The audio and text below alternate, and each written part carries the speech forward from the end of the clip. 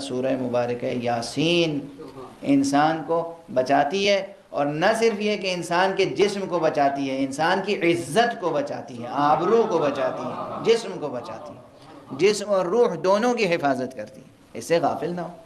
لوگ مشکلات لے کر آتے ہیں، اپنی دن رات مشکلات لے کر آتے ہیں۔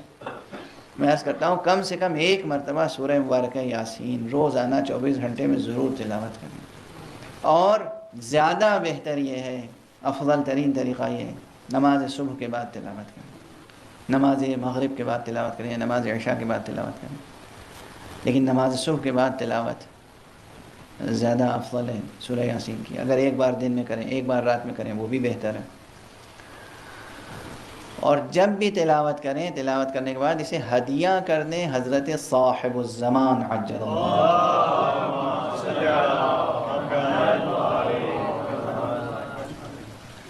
دیکھیے ہمارے آپ کے درمیان ایک اصول ہے، سمجھا بوجھا اصول ہے، ایک معاشرتی قانون ہے، ایک اخلاقی قانون ہے، جبلتوں میں آ گیا ہے وہ ہماری۔ ہم کسی کو کچھ ہدیہ دیں تو وہ پلٹ کے کسی موقع پہ ہمیں ہدیہ ضرور دیتا ہے۔ ہم کسی کو سلام کریں تو وہ پلٹ کے ہمیں سلام ضرور کرتا ہے۔ ہم کسی کو دعا دیں وہ ہمارے لیے دعا کرتا ہے۔ یہ اصول ہے اخلاقی۔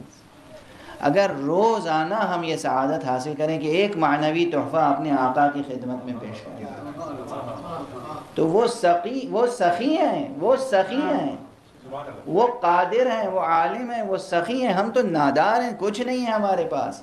اگر ہم کچھ نہ ہوتے ہوئے انہیں کچھ دینے کا حوصلہ ظاہر کریں گے تو وہ ہمیں کس قدر سرفراز فرمائیں گے۔ ان سعادتوں سے محروم نہ رہیں۔ قرآن سے اور اہل بیت سے دونوں سے برابر کی وابستگی ہے۔